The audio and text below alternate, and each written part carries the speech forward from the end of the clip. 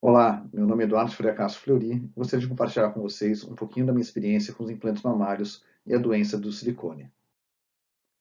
Essa apresentação ela é baseada em teoria que foi desenvolvida pelo nosso grupo durante 5 anos de pesquisa. E o contraditório é sempre bem-vindo para a discussão. Quando a gente começou a avaliar os implantes mamários pela ressonância magnética, a gente viu que os pacientes tinham várias queixas comuns, muitas vezes com aumento das mamas, sinais inflamatórios, dores articulares, colites, perda de memória. A gente viu que esses achados estavam associados com alguns achados de imagem. Na ressonância magnética, a gente via esses achados comuns. E quando a gente via os implantes dessas pacientes, eles estavam íntegros pela macroscopia. Mas quando a gente fazia um exame microscópico dos implantes, a gente via que a superfície deles estava deteriorada e tinha sinais de deteriorização desses silicones e extravasamento de gel. Quando a gente tinha mais sinais na ressonância, os sinais de deteriorização eram maior dentro dos implantes.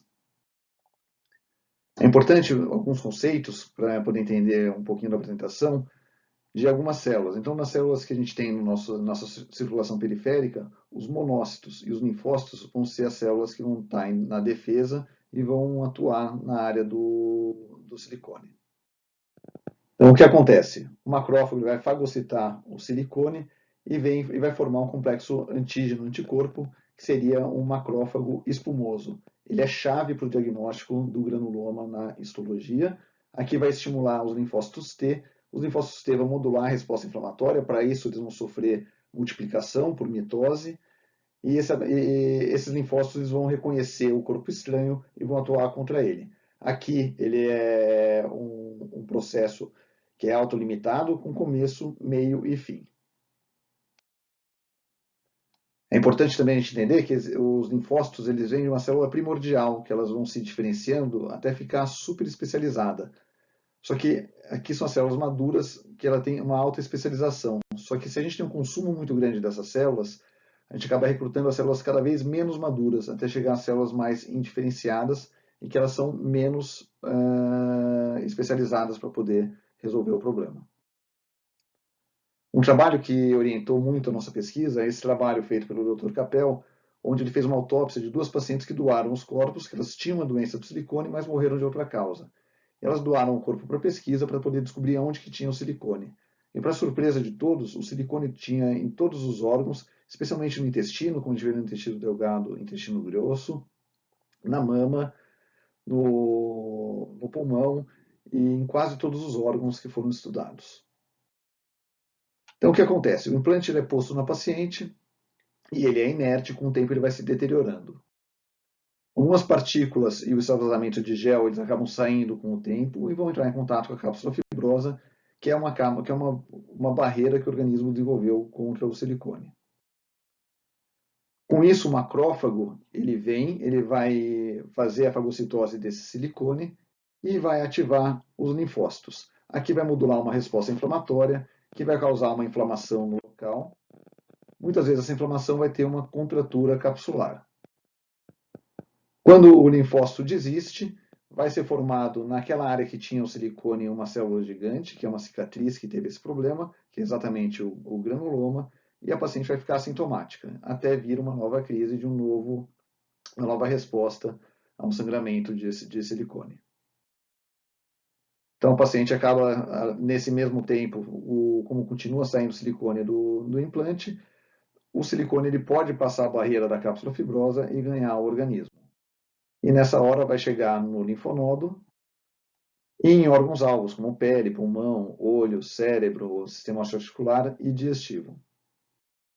Quando o macrófago fagocita de novo o silicone, ele vai desencadear um novo processo, estimulando os linfócitos, só que dessa vez o linfócito ele vai fazer uma reação com o silicone que está disperso por todo o corpo do paciente. E nisso, a paciente vai ter de novo um episódio de contratura capsular e daquele granuloma, e vai ter reação em todos os órgãos-alvos onde tem silicone depositado. Quando acaba o processo inflamatório, ele esfria, e muitas vezes o uso de anti-inflamatório consegue resolver muitas vezes esse problema, fica uma cicatriz no local que teve o granuloma, que são essas células gigantes, que é um acúmulo de macrófagos com silicone no interior. Então, uma cicatriz do processo inflamatório. Então, o que a gente consegue ver, e o que é inédito no nosso trabalho, é mostrar que a ressonância magnética ela permite ver todas essas alterações. Então, a paciente que tem sintomas clínicos, fazendo a ressonância magnética, 40% delas a gente consegue determinar que ela tem um problema de extravasamento de silicone, o que não é descrito na literatura até então. Uma outra alteração que pode acontecer é uma desregulação da mitose desses linfócitos T, onde começa a ter muitas mitoses dele e começa a recrutar os linfócitos cada vez mais imaturos, como a gente vê exemplificado aqui nessa figura.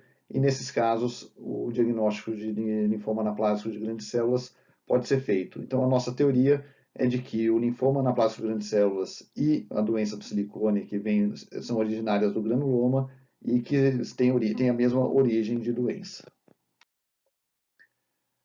Um estudo que corrobora essa nossa hipótese é esse estudo feito pelos pesquisadores australianos, onde eles mostraram uma remissão espontânea do linfoma anaplásico de grandes células. Então, eles fizeram a punção do seroma das pacientes que elas tinham o diagnóstico de linfoma anaplásico, onde tinha esses linfócitos atípicos.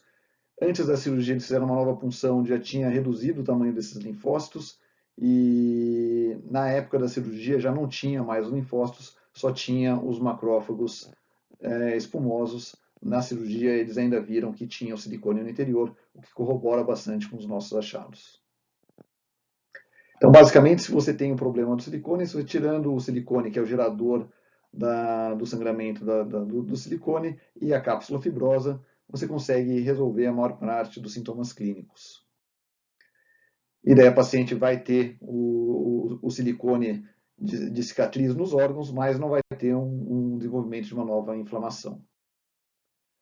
Então, todos esses nossos achados estão descritos nesse blog, onde a gente discute bastante essas alterações. Além disso, no PubMed, descrevendo meu nome, vocês conseguem ter acesso à maior parte dos artigos científicos publicados. Hoje são mais de 13 artigos publicados. Eu escrevi um livro explicando toda a jornada que eu passei no estudo do silicone, um livro bastante interessante que está à venda na Amazon, chama A Voz do Silêncio. Obrigado.